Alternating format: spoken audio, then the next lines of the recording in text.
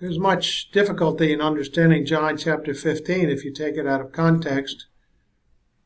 It has some of its own internal context that doesn't talk about loss of salvation, but loss of fellowship.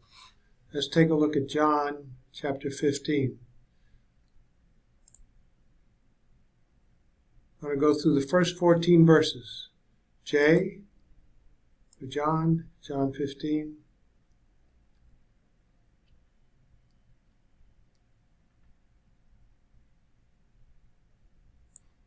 One to 14. John 15, 1 to 8.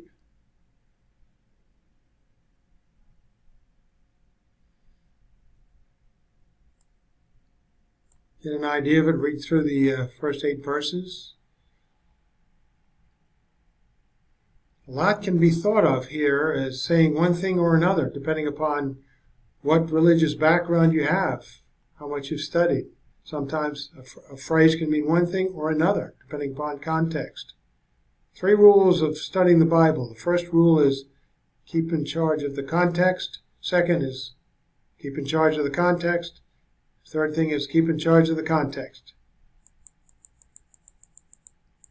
I am the true vine, and my Father is the gardener. So Jesus is the one true vine through whom all fruit is born.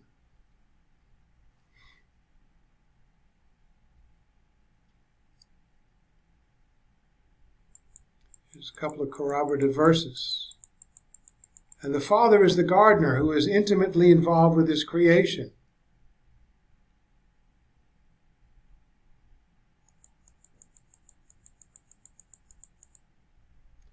So the subject of this passage is fruit-bearing, not salvation. It starts off that way.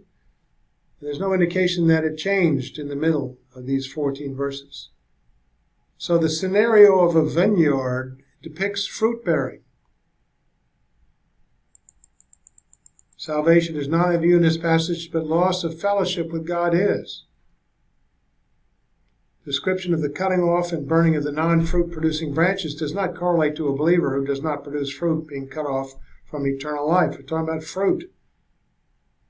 The value of the believer's life relative to his fellowship with God and producing fruit.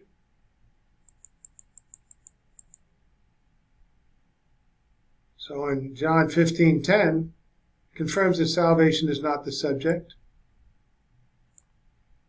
especially not losing it. Talking about maintaining continued fellowship with God the Father, abiding in his love.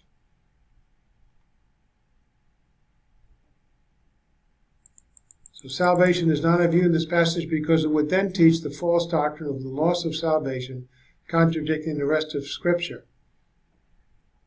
We have a number of passages and a number of studies on this website that talk about eternal security of the believer. Jesus says in 6:47 of John, I, Jesus, tell you the truth. He who believes in me has everlasting life. You have it forever. The moment you believe, you have it forever. Your believing may wax and wane, but you still have everlasting life, because if you lost it, it wouldn't have been everlasting. And how about John 5:24, I tell you the truth, whoever hears my word and believes in him who sent me has eternal life and will not be condemned, but he has crossed over from death to life. So we got corroboration for this.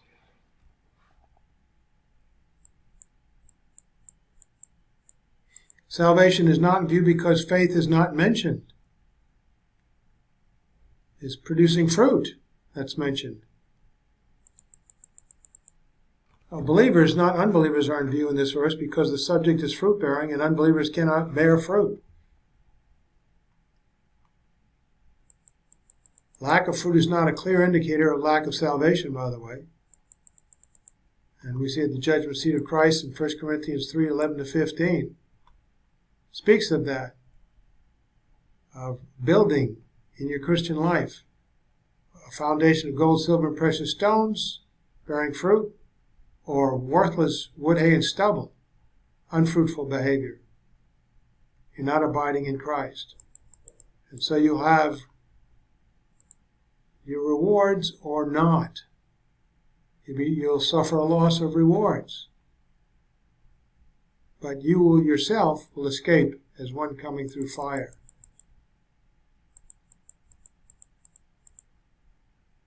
See, if any man's work is burned up, he suffer loss, but he himself shall be saved unto eternal life, as one so barely escapes with his life through fire.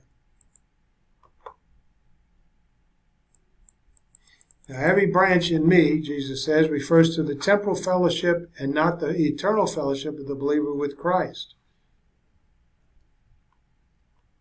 This is my Father's glory, in John 15:8, that you bear much fruit, showing yourselves to be my disciples. It's about discipleship. Disciples produce fruit.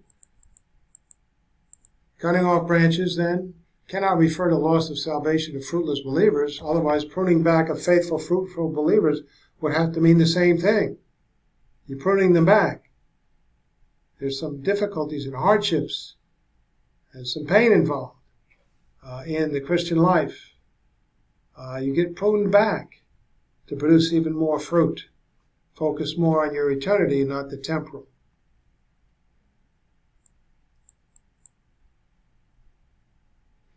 A number of corroborative verses here. Now, Jesus declares believers already are clean from sin, saved and eternally secure. Now, the daily sins of the believer must be cleansed and believer corrected on a moment-to-moment basis, not for salvation, but to abide in Christ, to remain in fellowship with Him. So that's confession of sins. 1 John 1:9. Cleansed from daily sins.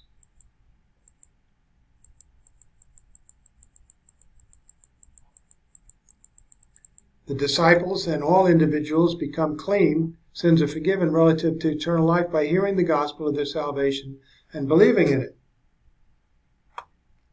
Ephesians 1:13-14 speak of that. Believing in the gospel, sealed with the Spirit, promised final redemption. Romans 10:13-14, everyone who calls in the name of the Lord shall be saved. But that's talking about the preserved. How can they call on the one they have not believed in? See, they're already believers. The preserved value of that life will be saved. How can they believe in the one whom they have not heard? And how can they hear without someone preaching to them? So you believe first, and then everyone who calls in the name of the Lord who's a believer will be saved in terms of the value of their life. They already have eternal life by faith alone. So furthermore, the disciples and all individuals become clean relative to daily sins by earnest study, acceptance and obedience to God's word, and first must come confession. 1 John 1:9. If we confess our sins, we believers, God is faithful and just to forgive us these sins that we've confessed and purify us from all unrighteousness.